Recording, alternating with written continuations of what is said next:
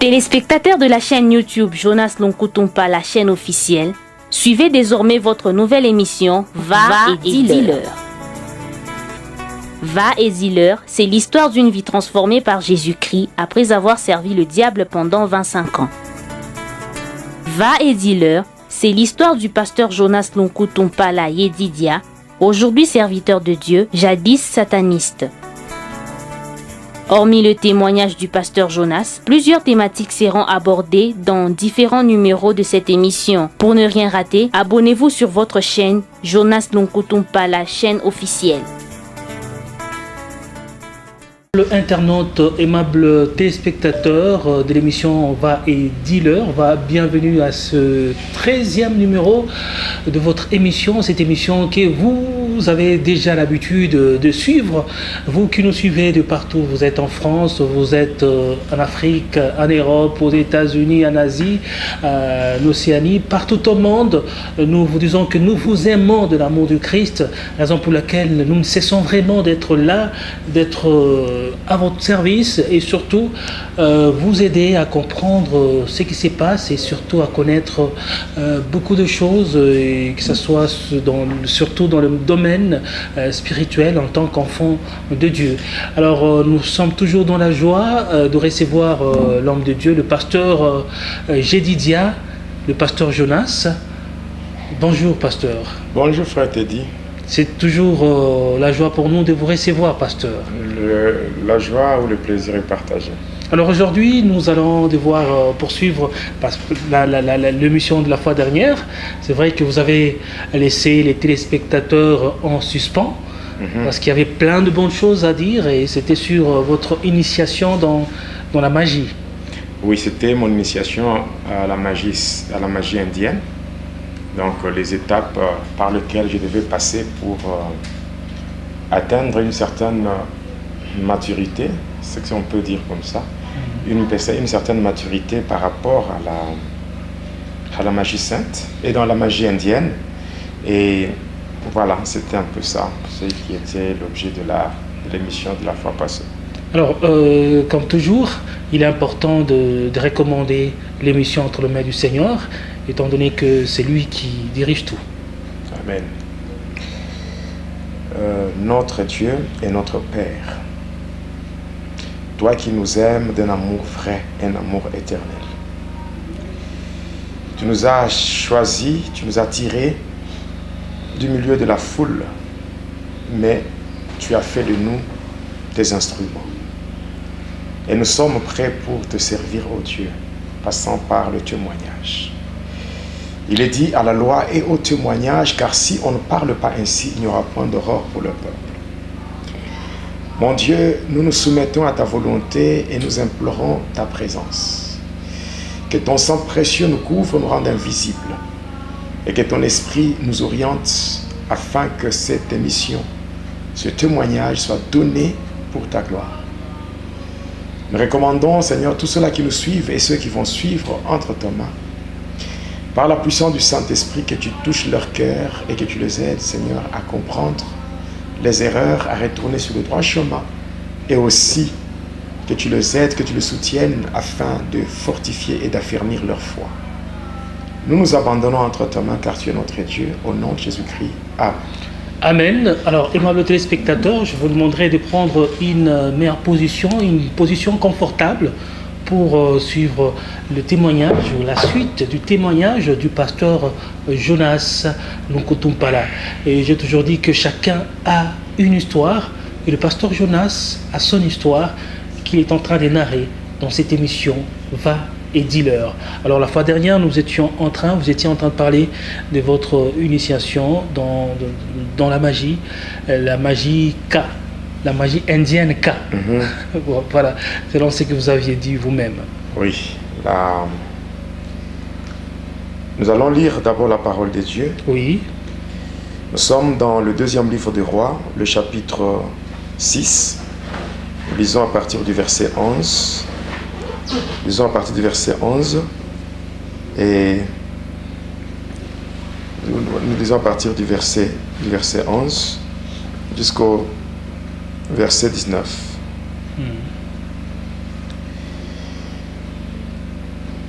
Le roi de Syrie en eut le cœur agité. Il appela ses serviteurs et leur dit, « Ne voulez-vous pas me déclarer lequel de nous est pour le roi d'Israël ?» L'un de ses serviteurs répondit, « Personne, ô roi, mon Seigneur. » Mais Élisée le prophète qui est en Israël rapporte au roi d'Israël les paroles que tu prononces dans ta chambre à coucher. Et le roi dit, « Allez et voyez où il est, et je le ferai prendre. » On va lui dire, « Voici, il est à Dothan. » Il y envoya de chevaux, de chars et une troupe, une forte troupe, qui arrivèrent de nuit et qui enveloppèrent la ville. Le serviteur de l'homme de Dieu se leva de bon matin et sortit, et voici une troupe entourait la ville, avec des chevaux et des chars, et le serviteur de l'homme de Dieu. Le serviteur dit à l'homme de Dieu, « Ah, mon Seigneur, comment ferons-nous » Il répondit, « Ne crains pas, car ceux qui sont avec nous sont en plus grand nombre que ceux qui sont avec eux. » Élisée pria et dit, « Éternel, ouvre ses yeux pour qu'il voie. » Et l'Éternel ouvrit les yeux du serviteur, qui vit la montagne pleine de chevaux et de chars de feu autour d'Élisée. Les Syriens descendirent vers Élisée. Il adressa alors cette prière à l'Éternel, « Daigne frapper d'aveuglement cette nation. » Et l'Éternel les frappa d'aveuglement selon la parole d'Élisée.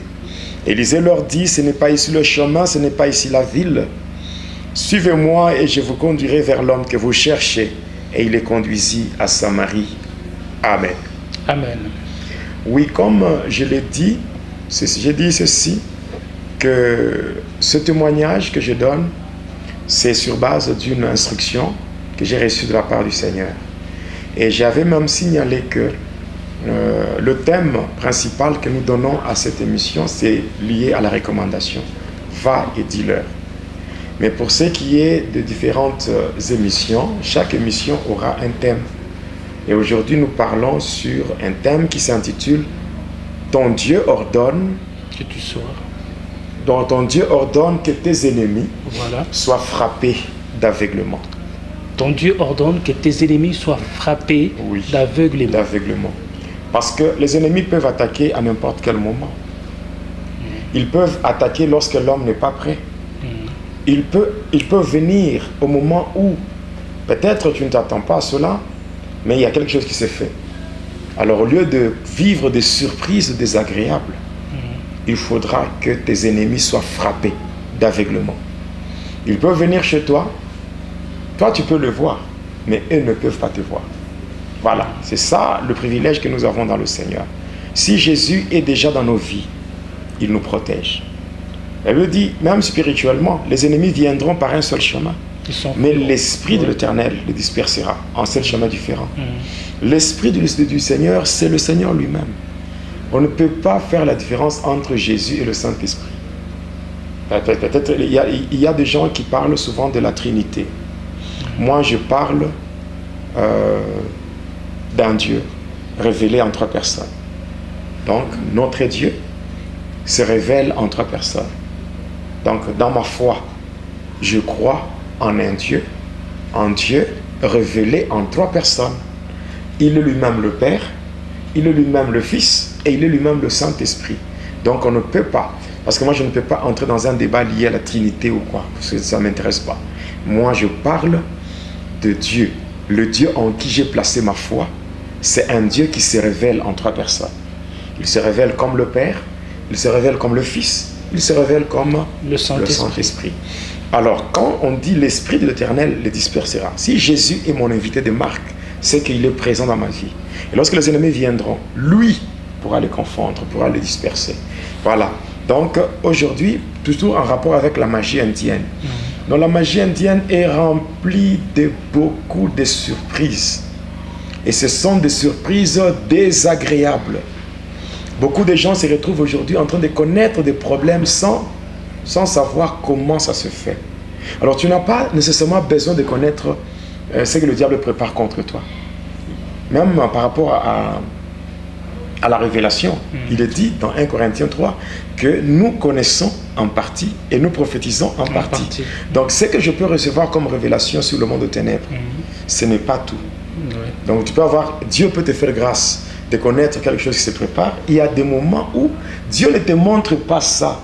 Mais ça peut arriver à l'improviste. Que tu aies la révélation ou pas, il faut que tes ennemis soient frappés.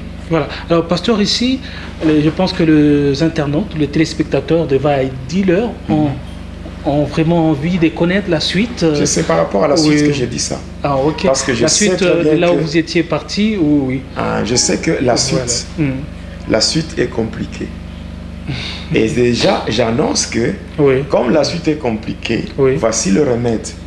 Le remède par rapport à la suite, c'est que il faut, que Jésus soit notre invité de marque. De deux, il faut que ce même Jésus étant présent dans nos vies, qu'il frappe tous ceux-là qui viendront pour nous faire de la peine. Qu'il les frappe d'aveuglement. Oui, il y a ceux-là qui visent ton mariage. Il y a ceux-là qui visent, je ne sais pas, ta santé. Il y a ceux-là qui cherchent à détruire tes enfants. Il y a ceux-là qui cherchent à détruire ta santé. Il y a ceux-là qui cherchent à détruire tes études ou je ne sais pas quel domaine de la vie. Mais cependant, dans toutes ces choses, il faudra que lorsqu'ils viendront pour opérer leur destruction, accomplir cette, comment dirais-je, quand ils viendront pour accomplir leur sale besogne, que le Seigneur les frappe, qu'ils ne voient pas ta vie, qu'ils ne voient pas ta maison, qu'ils ne voient pas tes enfants, qu'ils ne voient pas ton mariage, qu'ils ne voient pas tes affaires, qu'ils ne voient rien. Toi, tu peux le voir, mais eux ne vont pas te voir. Parce que Dieu va le frapper d'aveuglement. Et je le dis encore avec conviction. Tous ceux-là qui me suivent, que leurs ennemis soient frappés d'aveuglement au nom de Jésus. Oui. Je parlais de ce déplacement, ce voyage que j'ai effectué lorsque j'étais segmenté, dans le cercueil. Voilà. Alors, lorsque j'étais parti de l'autre côté, je m'étais retrouvé à une bifurcation, à un croisement de chemin, et là, j'avais rencontré un homme. Et cet homme m'avait remis une clé. Et à cette clé, il y avait un porte-clés qui était attaché et qui portait le numéro 14. Voilà. Mais j'avais dit dans l'émission précédente que cet homme, c'était un mort que moi, j'avais acheté. J'avais payé. Qu'est-ce que cela signifie? Lorsque il était question d'accomplir tout ce qui avait été demandé par ceux qui étaient en Inde, il était question de faire toutes les cérémonies par lesquelles nous sommes passés, mais il me fallait, avant de procéder à tout ça, il fallait d'abord acheter ou trouver un mort. C'est-à-dire, se rendre à un endroit où il y a un deuil. Un deuil et qu'il y a une personne qui est décédée, et que je fasse certaines cérémonies pour prendre l'esprit de cette personne-là. Alors, comment est-ce qu'il fallait procéder? Alors, j'avais cherché dans le quartier partout, pour trouver, je devais trouver un mort. Je n'avais pas trouvé. Alors, le soir, j'arrive quelque part dans le quartier Kolomoni, et c'est là que je vais trouver, à Lukassi, je vais trouver une maison où il y avait un deuil. Alors, j'ai arrivé là-bas, je m'étais renseigné par rapport aux funérailles, c'était quand et tout et tout. Je m'étais renseigné quand est-ce qu'on allait, les gens devaient se rendre au cimetière pour creuser la fosse, tout ça. Alors, le lendemain, j'étais encore là. J'étais encore là. Donc, j'étais là comme quelqu'un qui venait compatir. Comme quelqu'un qui vient au deuil, pour compatir au malheur qui est arrivé, le malheur qui est arrivé à cette famille éprouvée. J'étais arrivé là, alors je m'étais toujours attaché aux gens qui étaient là pour aller pour l'organisation. Alors maintenant, qu'est-ce que j'avais fait?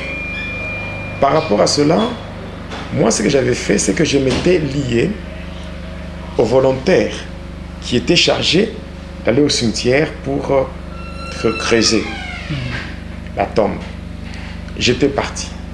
Arrivé là-bas, on avait commencé à creuser, on creusait, j'étais là vraiment très zélé, voilà. Alors, arrivé là-bas, en creusant, vous voyez, quand vous creusez, il y a nécessairement des petites racines qui s'échappent de ce trou, de la fosse. Et moi, j'avais pris une petite racine et j'avais mis ça sur mon mouchoir rouge. Et j'avais fait semblant, et j'avais mis ça à côté. Bon, après, quand on avait terminé, il fallait rentrer maintenant à la maison. Arrivé là-bas, après tout ce qui devait être fait, quand ils avaient fini, c'est comme ça que moi, ensemble avec tout le monde, on se dirigeait maintenant au cimetière. Arrivé sur le lieu, donc arrivé au cimetière, alors on devait faire descendre le cercueil. Alors moi je m'étais arrangé. Vous voyez, quand vous creusez, il y a de la terre qui sort du trou. Alors on met ça de côté. C'est ce qu'on va mettre au-dessus lorsqu'on va faire descendre le cercueil. Alors moi j'avais pris un billet de banque, c'est-à-dire de l'argent, j'avais glissé dans la terre là. De sorte que lorsqu'on avait fait descendre le cercueil, après bien sûr les dernières paroles de la famille, alors on avait fait descendre le cercueil. Alors lorsqu'on avait fait descendre le cercueil, moi je m'étais précipité pour prendre une bêche et puis je commençais à faire descendre la terre. L'objectif c'était quoi? C'était que l'argent que j'avais glissé là puisse tomber dans le trou. Et c'est comme ça que j'avais procédé. Et voilà. Et lorsque j'avais vu que mon argent était déjà entré là, bon, j'étais satisfait par rapport à ma mission. J'avais cédé à quelqu'un d'autre pour continuer. Et après, on a terminé. Et puis, le soir, on devait maintenant rentrer. Et nous étions rentrés. Donc, nous étions rentrés d'abord à la maison. Et après, le soir, on devait rentrer au deuil pour passer une nuit au deuil. Bon, moi, j'étais là. Il y avait des attroupements. Il y a des attroupements. Il y avait le feu, ce feu qu'on utilise pour le chauffage. Et donc, il y avait des attroupements. Et moi, j'étais aussi assis là-bas. Et après, je devais prendre une braise et m'arranger de sorte que la braise là soit éteinte pour donner le charbon. Alors, c'est ainsi que j'avais fait une incantation, j'avais introduit ma main dans le feu. Et de là, j'avais récupéré une braise rouge. Donc, une braise qui était vraiment allumée. Et je l'avais placée dans ma main. Quand je l'avais placée dans ma main, j'avais fermé le poing. C'est que la braise là, malgré qu'il y avait le feu, ça s'était éteint. Moi, je ne sentais rien comme douleur, rien. Et par après, qu'est-ce qui s'était passé? J'avais pris ce charbon-là et je l'avais mélangé avec la racine que j'avais récupérée au cimetière et tout, j'avais mis ça sur mon mouchoir rouge. Et voilà, les membres de la famille éprouvés étaient venus là où j'étais. Ils étaient venus pour me dire merci par rapport à tout ce que j'avais fait. Parce qu'au cimetière, j'étais là pour Vous étiez vraiment creuser. présent. Oui, j'ai creusé. Et puis au moment de l'enterrement, j'avais aidé encore. Et la nuit, j'étais encore au deuil. Donc pour eux, ils avaient trouvé ça vraiment, que c'était vraiment bien. J'étais une bonne personne. Vous étiez vraiment serviable, voilà. Et généreux. Oubliant que le cœur de l'homme est mauvais. Le cœur de l'homme est mauvais. Tout ce que je faisais, ce n'était pas pour leur faire plaisir. J'avais un objectif. Votre propre intérêt. Voilà. Oui. Alors c'est comme ça que j'étais parti. Lorsque j'étais parti chez mon maître là, je lui avais remis ces éléments-là. Alors il avait fait son test, il avait confirmé que oui, on avait déjà le contrôle de l'esprit de cette personne-là. Et maintenant, quand j'étais parti, arrivé à la bifurcation, c'est lui que j'avais trouvé. Donc le papa là que j'avais acheté pendant qu'on ne l'avait pas encore enterré, l'argent que j'avais placé là-bas, c'est comme ça que j'avais payé ce mort-là. Et il était là pour me servir de l'autre côté. Alors, arrivé là, il m'avait remis la clé. J'étais parti. Et il m'attendait là, en disant très bien que je devais rentrer pour lui remettre la clé. Et j'étais parti. Alors, en suivant la route, là, le chemin du côté gauche, j'étais parti et je suis arrivé à un hôtel. Vraiment un luxe comme pas possible. Donc, j'ai trouvé un hôtel très beau, un luxe là terrible. Et j'étais entré, il y avait un couloir et de part et d'autre, il y avait des portes. Alors moi, quand j'avançais, j'ai cherché le numéro 14. Et quand j'étais arrivé, j'avais introduit la clé et j'avais ouvert la porte. Et une fois à l'intérieur, quand j'avais poussé la porte, j'avais fermé. À l'intérieur, j'ai trouvé encore un luxe terrible. Il y avait des choses, des meubles en or, il y avait vraiment beaucoup de choses, un grand lit là. Et à ma grande surprise, j'ai trouvé que sur le lit, il y avait une dame. Il y avait une dame blanche qui m'attendait. Et elle était à moitié nue, si je peux être clair. Donc elle était presque nue. Alors elle était là et elle m'attendait. Curieusement, elle m'avait appelé par mon nom. Elle m'appelle en disant, ça fait longtemps que je t'attendais. Je n'attendais que toi. Bon, on avait commencé à parler avec cette blanche-là, cette femme-là blanche. On a parlé. Et vraiment, elle était dotée d'une beauté extraordinaire. Donc c'était vraiment, je dirais, une sirène. Donc, elle avait une beauté sirénique. Alors, par rapport à cette beauté, elle était là, on s'était embrassé avec elle. Après, bon, elle m'avait proposé des trucs, qu'elle devait prendre soin de moi, comment elle devait vraiment s'occuper de moi. Et tout ça, c'était vraiment... bon, on était là comme des amoureux. Et alors, comme ça, on était là, on parlait, puis elle était en train de me séduire pour que je tombe avec elle. Alors, vu qu'elle était dotée d'une beauté extraordinaire, c'était vraiment irrésistible. Hein? Et au final, j'étais même tombé avec elle. Donc, j'étais tombé avec elle. Et pour dire mieux, vous avez couché avec elle. Oui, donc j'ai tombé avec elle, voilà. Alors, avec ça, à la fin de cet acte, elle m'avait serré très fortement dans ses bras et elle m'avait dit, tu m'appartiens. Hein, avec une voix rauque là, elle dit, mais tu m'appartiens. Et puis elle m'avait lâché. Et bien, quand elle m'avait serré comme cela, j'avais senti une forte douleur, hein, au niveau pectoral. J'avais senti une forte douleur, une très forte douleur au niveau pectoral, et elle m'avait lâché comme ça. Voilà.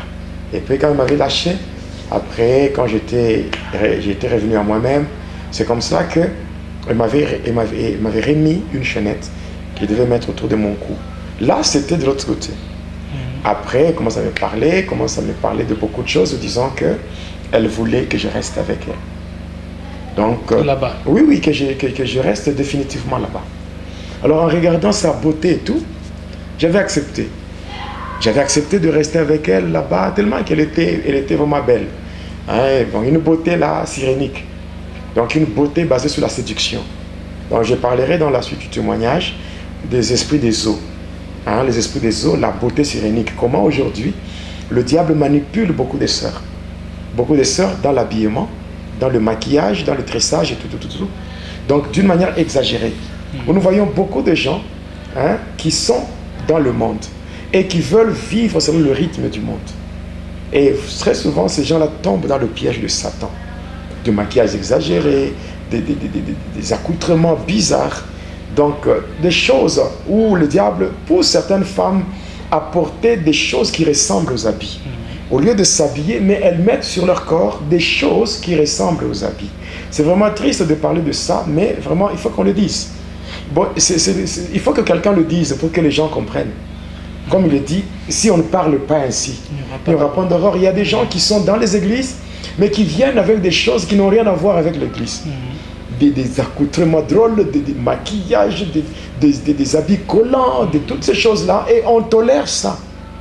Et c'est parmi les principes de la Kabbale avec les pasteurs qui sont dans la Kabbale et qui disent non, Dieu ne voit pas l'aspect extérieur, Dieu voit le cœur. Or, quand il est dit dans 1 Corinthiens 6,19, ne savez-vous pas que votre corps est le temple du Saint-Esprit, c'est que la demeure de Dieu, hein, doit quand même être modèle et présentable. On ne peut pas abriter Dieu dans un corps qui est souillé, un corps qui est profané. Un corps sale. Voilà, donc il y a des choses là qu'il faut corriger. Il y a ce libertinage que nous voyons aujourd'hui dans les églises. Parce que, selon le principe de la Kabbale, pour qu'un homme qui est dans la Kabbale ou dans l'occultisme, qui s'est fait passer pour un pasteur, pour qu'il commence à opérer avec puissance, il faut que le péché puisse abonder dans son église. Mais Paul dit, ce n'est pas parce qu'il y a la grâce que le péché doit abonder. Parce qu'il est dit que là où le péché abonde, la grâce surabonde. Ça, c'est tordre les Écritures.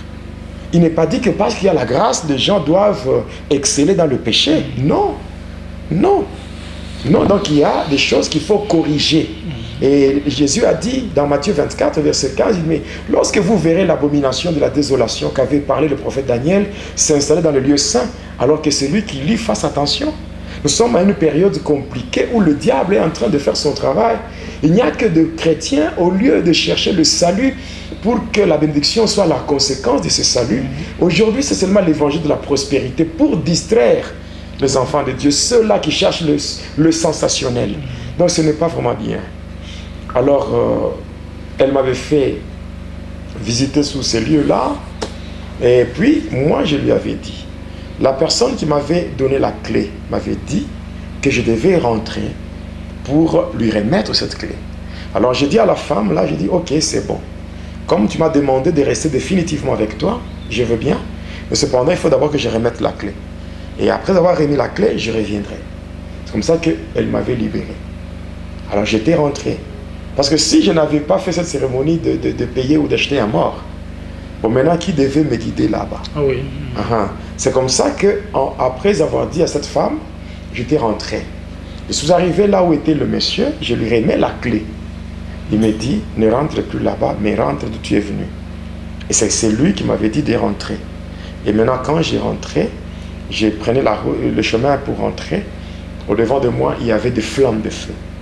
Alors, il fallait entrer dans ce feu-là pour venir dans ce monde. Donc, c'est comme pour dire, le monde là, le monde de ténèbres, c'est une prison. Ils sont vraiment dans un lieu où ils sont environnés par des feux, donc par des flammes de feu, de sorte qu'ils n'ont pas vraiment le droit, ils n'ont aucun ministère à venir exercer chez les humains. Voilà. Alors moi, j'ai traversé le feu, je suis passé à travers le feu, et curieusement, je me réveille. Je me réveille où? Dans le cercueil. Et là, dans le cercueil, je me retrouve torse nu, pieds nus, mais avec un pantalon. Et maintenant, quand je me retrouve là-bas... Et tous les membres qui sont reliés. Oui, cette fois-là, toutes les trois parties sont maintenant reliées, rassemblées. Et là, quand je sors de ce... Donc, je suis dans ce cercueil, je constate, au niveau pectoral, il y avait une plaie. Et le sang coulait. Quand elle m'avait serré de l'autre côté, j'avais senti une douleur. Mais quand je me suis réveillé là-bas, j'avais une plaie là. Donc, même maintenant, j'ai des cicatrices là, sur mon corps. Et autour de mon cou, il y avait une chaînette. Or, cette chaînette, c'est elle qui me l'avait fait porter là-bas. Et maintenant, quand je me réveille, je me retrouve avec tout ça. Et maintenant, quand je sors de là, il me voit, le catcheur, le magicien là, parce que j'avais fait pratiquement 2 jours. 2 jours dans le cercueil. Et même dans le monde physique, mes parents ne savaient même pas où est-ce que j'étais. Donc, j'étais parti, j'étais dans cette pièce-là. Donc, si j'avais échoué par rapport à toutes les cérémonies qui devaient être faites là-bas, là, c'était fini pour moi. Donc, c'est pratiquement les squelettes. Oui, c'est le sort de ceux-là aussi qui avaient échoué. Et finalement, voilà. Okay. Voilà, moi, j'avais quand même et personne réussi. ne savait que vous étiez là? Non. Il n'y avait que moi et ce magicien-là. Et donc, s'il est arrivé que vous puissiez échouer, donc, personne ne pouvait penser que vous étiez entré là-bas. Je ne serais même pas enterré. Oui. Je ne serais même pas enterré. Alors voilà, comme ça, j'étais sorti de là, il m'avait encouragé, il m'avait félicité et tout. Il était vraiment content en disant qu'il était vraiment fier de moi. Et j'étais parti, j'étais rentré à la maison, j'arrive là-bas, je fabrique des astuces là, j'arrive à monter un mensonge là, juste pour me justifier par rapport à cette absence-là. Oui. Et après, mon père m'avait déjà donné ma propre maison. Donc j'avais une maison de plus de 6 pièces, c'est chez moi. C'est là où je restais seul. Alors par après, j'évoluais comme cela, j'évoluais toujours dans la magie, j'étais tout le temps avec lui pour d'autres initiations, d'autres formations, et il me donnait d'autres livres, il me donnait beaucoup de choses pour que j'évolue dans la magie. Et curieusement, un jour, il m'avait invité. Il m'avait invité et je l'avais rejoint, et de chez lui, nous étions partis prendre la bière. C'était dans une terrasse, nous étions partis. C'était à Likasi, dans la commune de Kikula, sur l'avenue Nkita. Il y avait un bar, une buvette qui portait le nom de Intersama. Donc ceux qui sont de Likasi, quand je donne des précisions pareilles, c'est pour vérifier, que les gens qui veulent vérifier peuvent le faire. Donc nous étions entrés là-bas et on avait commencé à prendre la bière. On avait commencé avec la bière, on avait pris la bière jusqu'à 22h30. On était ivre, hein? Alors il prend un colis. Il y avait des éléments qui étaient dans une étoffe de couleur bleue. Alors il prend le colis, il me remet. Il me remet le colis, il me dit, avec ça, tu vas aller au cimetière. Tu dois arriver à 23h. Et toujours dans cet état de d'ébriété? Oui, à 23h. Et puis, à 23h30, tu vas faire les incantations. Et tout ce qui apparaîtra, tu n'as pas le droit de fuir. Tu n'as pas le droit de fuir ou de paniquer. Si tu fuis ou tu paniques, il y a 3 choses. Premièrement, il y a 2 choses. Soit tu vas tomber dans la folie, ou 2, tu vas mourir. Alors j'étais d'abord rentré chez moi, arrivé à 23h juste. C'est là que j'avais quitté ma maison. J'étais parti au cimetière avec mon colis. J'arrive là-bas sur une tombe. Donc c'était sur une pierre tombale. J'arrive là-bas. Qu'est-ce que j'avais fait? Quand j'étais arrivé, j'avais ouvert le colis. Il y avait 3 bougies. Il y avait une bougie blanche et 2 bougies rouges. Ainsi, selon ce que lui m'avait donné comme instruction, de part et d'autre de la croix, au niveau de la tombe, j'avais placé les 2 bougies rouges. Et maintenant, en suivant la croix, j'avais suivi la trajectoire de la croix jusqu'au bout de la tombe. Ainsi, j'avais placé la bougie blanche. Avant de mettre toutes ces choses, j'avais étalé un tissu de couleur blanche. Il y avait une croix qui était gravée en rouge. J'avais étalé ça sur la tombe et j'avais placé les 3 bougies, de sorte que les 3 bougies avaient formé un triangle équilatéral, c'est-à-dire un triangle dont les 3 côtés sont égaux. Alors il fallait respecter tout ça. J'avais placé là-bas pour respecter la trinité diabolique hindoue. Donc il fallait aussi respecter l'épiphanie hindoue, c'est-à-dire faire le chiffre épiphanique par rapport à l'apparition des divinités. Et il fallait faire tout ça. Parce que moi, quand je parle de la magie, j'ai tellement fait beaucoup de choses dans la magie, et j'avais même eu mon diplôme dans la psychomagie. J'ai même professeur dans la magie, et j'ai eu à former beaucoup de gens dans la magie. C'est pas pour moi une fierté, mais c'est avec regret. Dieu m'est témoin sur les 50 personnes que j'avais formées dans la magie. Il y a 49 personnes qui ont déjà donné leur vie au Seigneur. Il n'y avait qu'une seule personne qui voulait continuer dans cette folie de grandeur et qui avait finalement trouvé la mort dans une carrière où il y avait un éboulement. Et c'est là que ce monsieur avait trouvé la mort. Voilà. Alors, lorsque j'avais fait ça, toujours dans le colis, il y avait une clochette qu'on utilise dans l'église catholique au moment de ce qu'on appelle la transsubstantiation. La transsubstantiation, c'est une cérémonie par laquelle on change le pain, ça devient le corps, et le vin, ça devient le sang dans l'église catholique. Et quand le prêtre fait ça, les acolytes sont à genoux et ils vont sonner avec leur clochette. Cette étape-là, elle est satanique.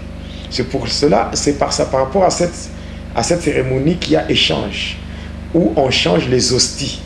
Les hosties viennent de différentes congrégations de sœurs, donc les religieuses. On l'amène, souvent ce sont les sœurs carmélites qui amènent des hosties comme ça.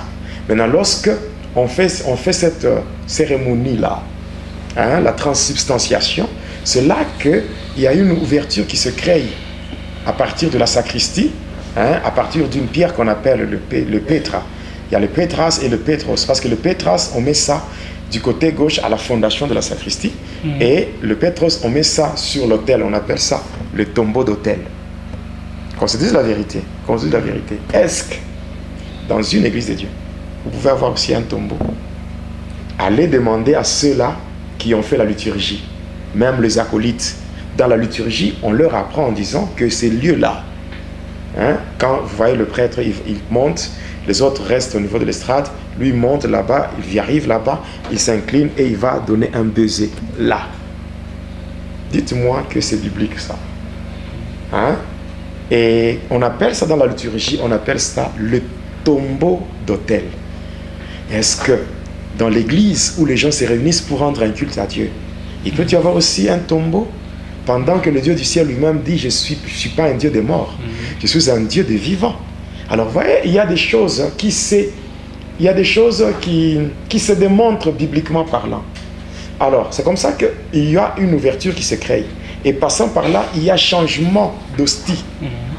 Les hosties ordinaires sont remplacées par autre chose que j'aurai à expliquer dans la magie sainte. Je suis prêt à mettre ma main au feu pour attester la véracité de ce que je dis. Je suis prêt à mourir pour mon Jésus. Parce que c'est lui qui m'a dit, va témoigner. Et quand je témoigne, je sais qu'il y a des gens qui chercheront à me faire de la peine. Mais ils ne sauront pas. Parce qu'il n'y a personne qui peut empêcher l'œuvre de Dieu. Il n'y a personne qui peut bloquer une mission que vous avez reçue de la part du Seigneur. Et tout ce que je fais, je le fais parce que j'aime mon Dieu. Et la Bible dit que celui qui cherchera à protéger sa vie la perdra. Mais celui qui perdra sa vie pour la cause de Jésus la retrouvera. Moi, j'ai déjà connu la mort. Et si je vis aujourd'hui, c'est une prolongation de ma vie, une prolongation que le Seigneur m'a accordée, afin que je fasse ce que lui attend de moi. Lorsque le Seigneur m'a créé, j'ai été créé par lui et pour lui. J'ai créé par Jésus pour que je le serve. Mais le diable a pris du temps, il a profité, il a pris 25 ans de mon existence pour que je sois à son service. Or que si on est sur terre et qu'on ne sert pas Dieu, donc notre existence n'a pas un sens. N'a pas un sens. C'est en servant le Seigneur que nous donnons un sens à notre séjour terrestre. Donc ce que je fais, je suis en train de donner un sens à mon séjour terrestre. Je suis en train de faire ce que Dieu veut que je fasse. Et je continuerai à le faire jusqu'à mon dernier souffle. Amen. Voilà. Alors c'est comme ça que les clochettes là, on les utilise par rapport à la transubstantiation. La transubstantiation. Moi aussi, je devais prononcer des incantations. Et après les incantations, je devais sonner. Ce sont des clochettes qu'on utilise pour ouvrir les directions mystiques. Même au cimetière, même au niveau du temple catholique, quand on sonne, c'est l'ouverture des directions mystiques pour avoir l'accès aux mauvais esprits, aux démons. C'est à partir de ces clochettes-là qu'on donne aux démons l'accès au lieu de culte. Malheureusement, les gens ne comprennent pas. L'envoûtement doit être brisé et cela est possible seulement par la grâce. Amen. La grâce. Et la grâce, elle est encore disponible. Voilà. Dieu est capable de faire du bien. Comme il l'a fait avec moi, il peut le faire aussi pour plusieurs. Amen. Alors, mais qu'est-ce qui s'est passé? Après, j'ai prononcé des incantations et j'ai sonné. À ma grande surprise, il n'y avait rien, aucune réaction. Alors je me suis dit, mais qu'est-ce que j'ai fait? Est-ce que je me suis trompé dans la récitation des incantations? C'est ça la différence entre Dieu et le diable. Chez le diable, il y a des formules. Il y a des salades, des rakas, il y a des oraisons, il y a tout ça, des formules, des incantations. Lorsqu'on vous donne des incantations et que vous prononcez, si vous commettez une faute d'orthophonie, automatiquement l'incantation tombe, ça n'a plus de valeur. Mais ce n'est pas le cas avec Dieu. Avec Dieu, vous pouvez être en train de prier. Vous commettez une faute d'orthophonie. Dieu ne voit pas cette faute-là. Dieu voit l'intention que vous avez. Et Dieu répond suite à votre intention.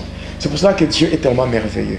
Et comme je m'étais rendu compte que j'avais commis une erreur passant par les incantations, alors j'avais décidé de reprendre.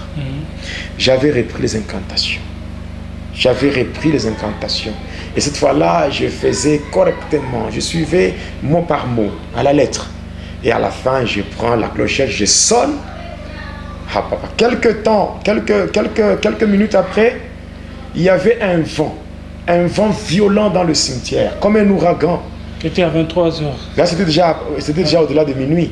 Okay. J'étais seul, dans le cimetière, j'étais seul. Et ce vent violent soufflait. Ça soufflait de partout. Et ce vent-là, c'était comme un ouragan qui avait fini par se concentrer pour tomber sur la tombe. Et pendant que j'avais sonné, la première des choses que j'avais constatées, c'est que les 3 bougies s'étaient allumées d'elles-mêmes. Et après, il y avait ce vent-là qui soufflait et qui est venu se concentrer sur la tombe. Et après, j'avais senti comme quelque chose qui pesait, quelque chose de très lourd, qui était tombé à l'intérieur de la tombe. Et après, je sentais comme quelqu'un, comme un chien qui était en train de respirer. Je sens cette respiration-là. Et c'est comme un chien qui a effectué une longue distance, un long trajet en courant. Maintenant, quand il s'arrête, vous voyez comment il respire là? Essoufflé. Essoufflé comme cela. Et là, j'entends.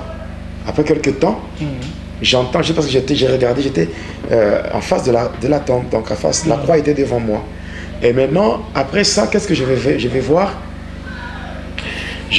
Après avoir senti cela, il y a maintenant une voix qui sortait de la tombe, une voix rauque qui disait: nous sommes des morts. Nous sommes des morts, pourquoi tu es venu nous déranger à cette heure-ci? Alors comme réponse, j'avais dit: je suis votre serviteur, je suis venu vous chercher parce que j'ai besoin de travailler avec vous. Et cette voix s'était mise à rire. Au cimetière, au-delà de minuit, je suis seul. Et cette voix qui me parlait, qui communiquait avec voilà. une personne inconnue, une voilà. voix inconnue. Et par après, qu'est-ce que s'est passé? La même voix me demande de tourner, de faire demi-tour, de sorte que je devais tourner le dos à la croix. Alors je m'étais retourné comme ça. Et la même voix qui me dit de reprendre les incantations. Et pendant que j'avais repris les incantations, pendant que j'ai récité les incantations, je n'avais même pas encore fini. Je sens une main me tenir au niveau de l'épaule. Et cette main me fait tourner de sorte que je m'étais retrouvé maintenant en face de la croix. À ma grande surprise, il y avait un gros serpent comme ça, qui s'était enroulé tout autour de la croix. Et sa tête était était au-dessus comme ça. Et ce serpent-là ouvrait même sa gueule, au point que je voyais même de petites langues qui sortaient. Et j'étais seul. Et en face du serpent? Oui, en face du serpent. Or, les instructions que j'avais reçues de la part de mon maître, c'était quoi? De ne pas fuir et de ne pas paniquer. J'ai porté un pantalon bleu, un pantalon de couleur bleue, de marque, donc un pantalon jean, de marque Max. Et je portais des babouches de marque Zico. Voilà, c'est ce que je portais, je me rappelle bien. À ce temps-là, oui. Voilà, je portais ça et j'avais aussi un t-shirt que je portais, j'avais mis au-dessus. Alors, en voyant ces choses-là,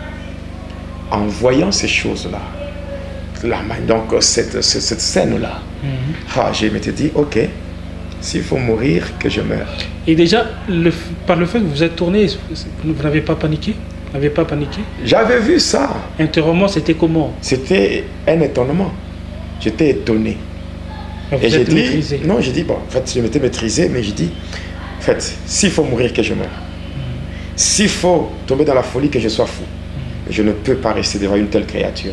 C'était vraiment une créature hideuse, qui avait des taches de différentes couleurs sur... Donc en voyant ça, les gens, c'est terrifiant. Oui, c'était terrifiant. C'était terrifiant. Je reconnais que je suis le Jédidia de Dieu. Oui. Et c'est ça, le nom que j'ai dans le cœur de Abba, c'est Jédidia. L'homme qui est aimé de Dieu. Parce que si je regarde mon parcours, il y a des moments, ça me donne cette sensation de pleurer. Quand je vois l'amour de Dieu pour moi, ça me pousse souvent à pleurer. Quand je suis seul, il y a des fois même ma femme n'arrive pas à me consoler. Elles peuvent me poser des questions de savoir pourquoi. C'est lorsque je mets le rétroviseur, je regarde derrière moi, et je vois ce que Jésus a fait. Et là, je me dis, jamais, il n'y a personne qui me séparera de Jésus. Personne. Personne. Même les caprices de mon corps ne peuvent pas me séparer de Jésus. Je suis prêt à faire tout ce qu'un homme peut faire pour rester attaché à Jésus-Christ. Et vous voyez, quand je témoigne, bon, je parle de ma vie. Je pense que quand j'étais avec vous, je lis où? Non, vous ne lisez pas. Vous savez qu'il y a que de la Bible qui est devant vous. Voilà. Donc, je parle de ma vie. Oui. Donc, je ne puise pas dans une source quelconque. Donc, c'est ma vie, mon parcours avant de recevoir Jésus. Et je parlerai aussi de mon parcours avec Jésus. Donc, vous êtes en train de ressasser votre passé. C'est ça. Et après, quand j'ai commencé à reculer, quand j'ai reculé, j'avais fait juste 3 pas. 3 pas. Et après ces 3 pas, qu'est-ce qui s'était passé? Il y avait senti comme une explosion. Comme une bombe qui venait d'exploser. Et par rapport à ça, j'étais projeté à 3 mètres de la tombe. Et là, quand j'étais tombé, je regardais la croix. Et je voyais le serpent qui se déroulait. Et quand il s'est déroulé, il venait vers moi. Wow. Et moi qui étais par terre là, je cherchais par tous les moyens comment me lever. J'avais réuni tout mon courage pour me lever, c'était impossible. Les babouches projetaient de l'autre côté, moi cloué là au sol. Et le serpent venait. Et quand il venait, il était arrivé là où j'étais et il m'avait mordu. Au niveau de mon pied. Mais maintenant, j'ai cette cicatrice. Et là, j'avais perdu connaissance. Ayant perdu connaissance, quand j'étais revenu à moi-même, je regarde à gauche, je regarde à droite, je regarde, mais où est parti le serpent? Il était où? Personne. Donc nulle part. Je ne vois pas de serpent, donc je sais pas, mais il était parti où? En réalité, ce serpent s'était incarné en moi. Il était entré en moi, ce serpent-là. Il était entré en moi. Et quand j'essaie de me lever pour avancer, curieusement, un homme apparaît devant moi. Il était en train de planer, ses pieds ne se posaient pas au sol. Il était vêtu en une toge de couleur noire. Et il s'était présenté sous le nom de Hindu Sankara. Voilà. Il s'était présenté sous le nom de Hindu Sankara. Et par après, il m'avait remis une chaînette. C'est comme une chaînette c'est l'équivalent du chapelet chez le catholique, l'équivalent du tasbih chez le musulman. Et chez cette chaînette-là, on appelle ça le Mangal Sutra. C'est ce qu'ils utilisent dans l'hindouisme, dans la magie hindoue. Alors, il m'avait remis, il y a des boules, il y a au moins 108 boules qui sont en fait les différentes incantations adressées à Krishna, parmi les divinités indiennes. Alors, il m'avait remis cette chaînette-là. Et quand je voulais lui poser une question, il avait disparu. Alors moi, j'avais juste récupéré la clochette et j'avais laissé le bougie allumé. J'avais laissé cette étoffe-là qui était étalée sur la tombe et j'étais rentré. Pendant que j'étais en train de rentrer, il y avait, comment dirais-je, il y avait un parfum. Une forte odeur. Et le monsieur là qui planait, ou les hindous, il était parti. Il a disparu aussi. Il a disparu. Et alors j'ai senti seulement une forte odeur de parfum qui avait envahi tout le cimetière. C'était le parfum soudan. Alors, pendant que j'étais en train de sentir cette odeur-là, c'est là que j'entends une voix. C'est la voix de Hindu Sankara qui me parlait en disant, à 3 reprises, n'oublie pas ton premier sacrifice, n'oublie pas ton premier sacrifice, 3 fois. Après, j'étais parti. Et ton premier sacrifice, voilà. C'est lequel? Dans la magie indienne. Mais alors moi, je ne savais pas c'était quoi, et j'étais rentré chez moi. Et après, le soir, j'étais allé voir mon maître pour lui donner le rapport de ce qui s'était passé. Et j'arrive chez lui, je lui parle de tout, il me salue avec joie, il serre ma main, tu es un brave et tu es tout. Et par après, qu'est-ce qui va se passer? Cet homme-là va me dire, n'est-ce pas, dans tout ce que tu m'as relaté, tu m'as dit à la fin quand tu sortais, après avoir senti cette odeur de parfum, il y avait une voix qui te parlait. Cette voix te demandait de ne pas oublier ton premier sacrifice. Voici ce que cela signifie. Aujourd'hui, tu dois manger un coq ou une poule. Tu dois manger cela non préparé, donc cru. Tu dois manger comme cela. Et puis ce coq-là ou cette poule, tu ne dois pas l'acheter au marché, mais tu dois l'acheter dans une famille. C'est pour ça que je vous ai dit que quand je parlais que le Seigneur doit frapper nos ennemis d'aveuglement, c'était en rapport avec ce que je veux maintenant dire. J'étais parti. Vous avez trouvé une poule ou un coq dans une famille, ce n'est pas facile. On peut trouver ça facilement au marché, mais trouver ça dans une famille, c'est compliqué. Alors j'avais sillonné le quartier, j'avais tellement sillonné au point que j'étais fatigué. Maintenant, quand je rentrais chez moi fatigué, je vois, toujours au quartier Colomoni, sur l'avenue Mwanza, je vois 2 garçons, 2 jeunes gens qui sortaient de leur parcelle avec des poules. Des coqs qui allaient au marché pour vendre. Maintenant, moi j'avance, j'arrive là-bas, je leur demande de s'arrêter. J'arrive là-bas, je leur pose la question par rapport au prix. Ils m'avaient donné leur prix d'attaque et tout, j'étais en train de faire semblant de discuter. Je rentre avec dans la parcelle. Je dis, non, en tout cas, est-ce que c'est cool, ce coq ici, cette poule, c'est vraiment le prix que vous avez donné, c'est élevé. Alors, mon objectif, c'était de déplumer le coq, d'enlever une plume et de jeter ça dans la parcelle. J'avais prononcé intérieurement une incantation et là, j'avais déplumé le coq et j'avais jeté ça.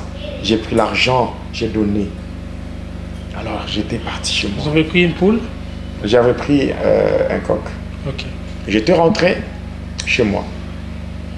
Arrivé à 23h dans ma chambre, j'avais mis de l'eau sur le brassereau et jusqu'à ce que l'eau était arrivée à l'ébullition. Voilà. Donc la température de 100 degrés Celsius. Alors l'eau était à l'ébullition. Et là, selon les instructions, je devais enlever les habits que j'avais sur moi et je devais à minuit. Donc à minuit, donc à 23h30. À 23h30, je devais couper la tête du coq avec mes dents. Et arrivé à 23h30, je coupe la tête du coq et avec mes dents, et je prends le coq, je le jette dans le vase où il y avait de l'eau qui était à l'ébullition. Après, je commence à les déplumer. Je termine, je mets donc les déchets dans un vase qui était à côté. Et là, arrivé à minuit, j'enlève les habits et puis je fais des incantations relatives au vampirisme. Je fais ça et je prends le coq non préparé et je commence à le manger. Pendant que je mangeais, il y avait du sang et tout. Je termine et je prends les déchets, je jette là où il y avait les plumes. Et je sors par la fenêtre. Derrière ma maison, il y avait un avocatier. Alors je mets en bas ce vase-là avec tous les déchets et je prends mon essuie-main. J'avais un essuie-main, je mets au-dessus. Je me dis qu'au petit matin, quand je vais me réveiller, je prendrai les restes pour aller vider le contenu du vase dans une poubelle. Bon, moi j'étais rentré dans ma chambre et je m'étais endormi. Et le matin, je me réveille au petit matin là, je regarde là, je trouve le vase est là, bien nettoyé, propre, il n'y avait rien à l'intérieur et il y avait seulement mon essuie-main tel que je l'avais laissé. Et vers 9h, 10h, je pense, j'étais parti voir mon maître. Chez lui, je lui explique que cette fois-là, il m'avait serré dans ses bras, et il était dans la joie, il commençait à sauter, tout. Il criait là, poussait des cris de joie par rapport à tout ce qui venait de se faire. Et au final, il me dit, bon, c'est bon, maintenant, nous devons vérifier ce que tu as réussi. Va là, donc sur le lieu où tu avais payé le coq, va vérifier. Et tu viendras me donner le rapport de ce que tu vas constater. Et c'est comme ça que j'étais parti. J'étais parti de chez moi et non de chez lui pour aller vérifier. J'arrive là-bas, j'arrive à l'entrée de l'avenue, je vois de loin, là où j'avais payé le coq, je vois un attroupement. Et au fur et à mesure que j'avançais, je m'étais croisé avec un papa à qui j'avais posé la question de savoir le pourquoi de cet attroupement. C'est là qu'il me dira que non, en tout cas, il y a un deuil là-bas. Il y a un enfant qui est mort la nuit. Je suis arrivé là-bas, j'entre aussi dans la parcelle, je m'étais assis, comme quelqu'un qui vient consoler une famille éprouvée. Il y avait beaucoup de gens, et puis la maman pleurait, elle pleurait. Quand je me rappelle de cette histoire, je me rappelle de cette scène, ça me donne la chair de poule, parce que ça fait très mal. À ce moment, quand elle pleurait, elle disait, mon fils n'était même pas malade. Arrivé à 23h30, l'enfant était tombé dans une forte fièvre. Et cette fièvre était d'une courte durée parce que 30 minutes après, l'enfant avait rendu l'âme. À 23h30, je coupe la tête du coq, l'enfant est frappé d'une fièvre. Ouais. Et à minuit, je commence à manger le coq, l'enfant meurt. Vous voyez? Ouais. Et là, c'était l'enfant que vous étiez en train d'égorger et de manger. Et puis, bon, dans tout ça, quand on voit, cette famille n'avait pas péché. prendre ce qui est à vous et aller vendre. Où est le mal? C'est normal. C'est normal. Mais imaginez avec une chose qui vous appartient. Et le diable parvient à vous détruire. Parvient à vous détruire.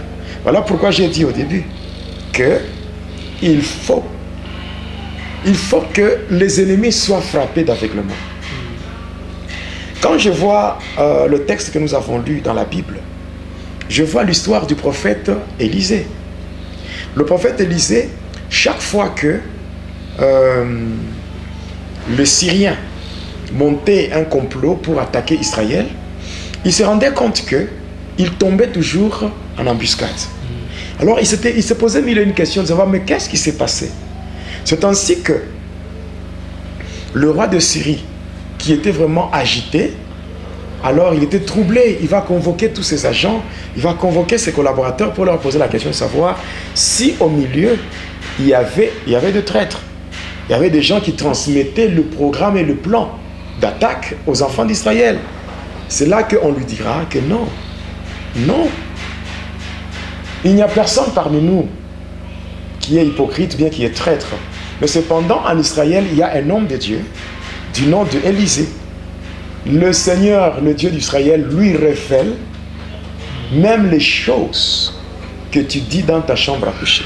Et comme il était agité, il cherchait comment mettre la main sur Élisée, afin qu'une fois qu'Élisée est arrêté, il n'y aura pas de révélation. Et là, en attaquant Israël, facilement, on allait vaincre Israël. Il a envoyé maintenant des gens pour aller chercher Élisée, le prendre. C'est pour dire encore, je suis en train de m'adresser aussi à ceux-là qui ont déjà donné leur vie à Jésus.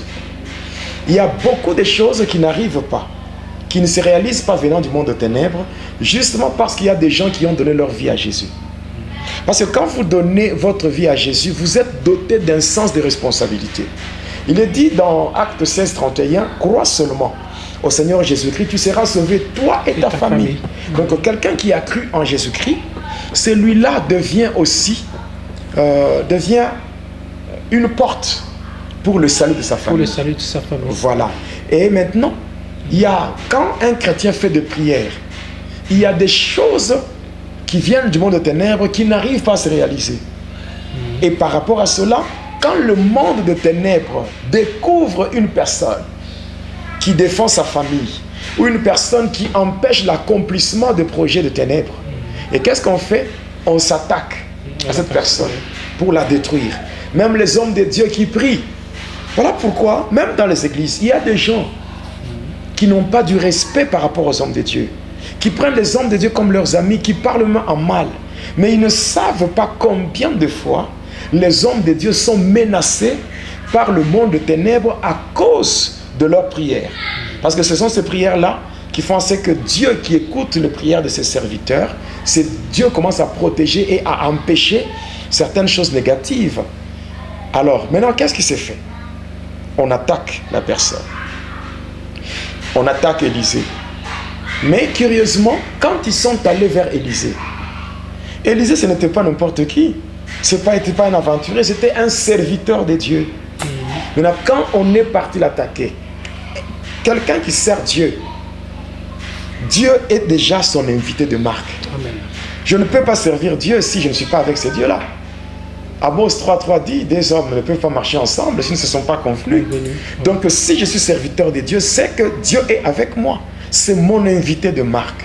Élisée, Dieu était avec lui. Pendant tout ce temps, Dieu était avec lui, même quand le roi de Syrie n'avait pas encore envoyé ses agents. Mais quand ces agents sont arrivés, Géasi, qui était sorti, ou le serviteur d'Élisée, il va voir cet attroupement-là, il va voir des chars, il va voir toutes ces choses, il commence à trembler. Beaucoup de gens croient que l'absence, ou je dirais le silence de Dieu, signifie son absence. Non. Dieu, il faut être avec lui par la foi. Quand j'ai donné ma vie à Jésus, je dois avoir la foi que Dieu est avec moi. Et même la foi, c'est croire que Dieu existe. Selon qu'il est dit dans Hébreux 11, verset 6, il est dit que sans la foi, il est impossible de lui être agréable. Il faut que ceux qui s'approchent de Dieu croient que Dieu existe et qu'il est le rémunérateur de ceux qui le cherchent. Géasi sort, il tremble, mais il va parler à Élisée. Élisée lui dit, mais tu as peur pourquoi? Tu as peur pourquoi? C'est à cause de ces gens que tu vois? Ceux qui sont avec nous sont en plus grand nombre que ceux qui sont avec eux. Parce que la maison d'un chrétien, c'est comme une ambassade. Amen. Oui, c'est comme une ambassade. Et l'ambassade se trouve dans un pays d'accueil, mais l'ambassade n'est pas protégée par l'armée du pays d'accueil. Si je suis un ambassadeur des États-Unis, je peux être au Congo. Le lieu où je reste, c'est l'ambassade. D'ailleurs, ces lieux-là ne peuvent pas considérer comme étant un lieu qui appartient au pays d'accueil. Oui, quand je suis là, c'est que je suis ambassadeur des États-Unis, par exemple, c'est que l'armée qui monte ma sécurité, ce n'est pas l'armée du Congo. C'est l'armée de mon pays d'origine. C'est la même chose. Là, Élisée, il est là un ambassadeur. Il est à Dothan. Mais il va dire à Géasi, toi, écoute, ceux qui sont avec nous sont en plus grand nombre que ceux qui sont avec eux. Pour dire, nous savons Dieu comme étant notre invité de marque. L'armée céleste qui est dirigée par notre Dieu, Jéhovah Sabaoth, c'est lui qui commande l'armée céleste. Oui, il va faire en sorte que les anges de Dieu, l'armée de Dieu soit tout autour de nous. Voilà pourquoi il a dit à Dieu, ouvre ses yeux et qu'il voie. Et il a vu de chars de feu. Il a vu l'armée du ciel qui assurait la protection. Et de l'autre côté, il va faire une prière qui m'intéresse. Il dit, il adresse une prière à l'Éternel. Ce n'était pas la volonté de l'Éternel. Il dit ceci, Éternel Dieu, daigne frapper d'aveuglement cette nation. Ceux qui sont venus pour me faire de la peine, qu'ils soient frappés d'aveuglement. Et la Bible dit, l'Éternel les frappa d'aveuglement selon la parole qui est sortie de la bouche d'Élisée.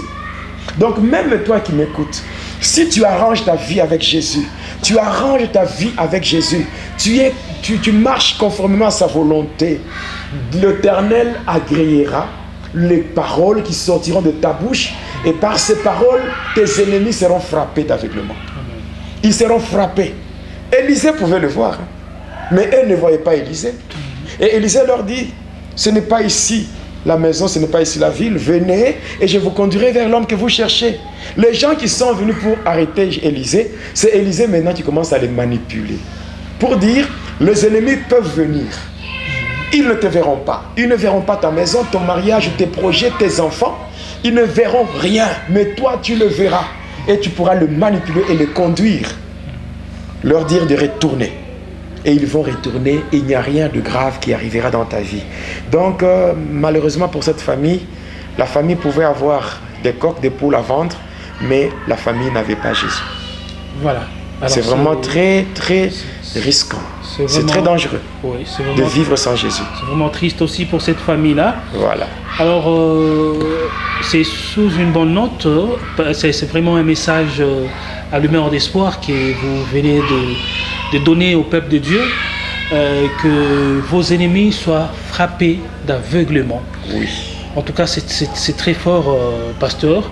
Alors, on termine par ici ce numéro de Va et Dis-leur. Oui, j'ai conclu en disant, là j'exhorte seulement les enfants de Dieu à être en bon terme avec le Seigneur, de faire de Jésus leur bien le plus précieux, que Jésus soit l'invité de marque, que Jésus soit là et que par sa présence, qu'il frappe d'aveuglement tous ceux-là qui chercheront à vous faire de la peine. Et je prie, je demande au Seigneur maintenant, de la même manière qu'il avait frappé d'aveuglement les Syriens, qu'il frappe d'aveuglement tous les ennemis de son peuple. Que tous ceux-là qui ont fait des complots et qui sont maintenant en train de chercher à nuire à ton peuple, Seigneur, qu'ils soient frappés d'aveuglement et que les démons fassent le retour, qu'ils rentrent d'où ils sont venus, car ils ne feront rien, ils n'accompliront rien. Et je déclare l'aveuglement, la confusion dans le camp du diable. Que tous les agents du diable réunis qui ont cherché à faire de la peine à ma soeur ou à mon frère, que le Dieu du ciel, le Dieu que je sers, le Dieu qui m'a sauvé sans moi, que ces dieux les frappent de confusion et d'aveuglement au nom de Jésus. Que leur projet soit nul et sans effet, et cela au nom de Jésus. Merci Seigneur pour ton amour. Merci pour nous avoir guidés. Merci pour nous avoir assistés. Merci Seigneur pour nous avoir soutenus durant le déroulement de cette émission. Oh, merci Seigneur pour la vie du frère Boni qui nous a aidés à la caméra. Oui, merci pour la vie du frère Teddy qui nous a aidés à la présentation. Je les recommande tous entre tes mains. Qu'ils soient bénis et que tu leur accordes ce que leur cœur désire. Que tu donnes solution à tous les problèmes qu'ils ont dans leur vie. Que tu apportes des solutions à toutes, oui Seigneur, à toutes les requêtes et à tous les points d'interrogation qui sont dans leur vie. Il n'y a que toi, le maître de l'impossible, le consolateur des âmes abattues, le guérisseur de cœurs brisés, qui peut réaliser tout ce que je demande. Merci Seigneur. Bénis Seigneur ton peuple, les internautes. Bénis Seigneur les téléspectateurs, tous ceux-là qui ont suivi et ceux-là qui vont suivre cette émission, qu'ils soient bénis. Bénis Seigneur le ministère international, prions pour le monde, la puissance de la prière et les différents départements. Bénis l'église Écrissa. Oui Seigneur, que les faveurs divines soient le partage de ton peuple au nom de Jésus. Que la gloire te revienne, toi, que la gloire te revienne, toi le véritable Dieu. Et c'est pour la gloire de ton nom Jésus-Christ que nous prions ainsi avec foi et action de grâce. Amen. Amen. Voilà, aimables téléspectateurs, c'était pour nous un réel plaisir de vous servir. Nous étions en votre compagnie. En tout cas, n'hésitez pas. Si vous n'êtes pas encore abonné à cette chaîne, n'hésitez pas de vous abonner à cette chaîne YouTube Jonas Lukutumpala, chaîne officielle. En tout cas, nous vous aimons. Au prochain numéro de Va et Dis-leur.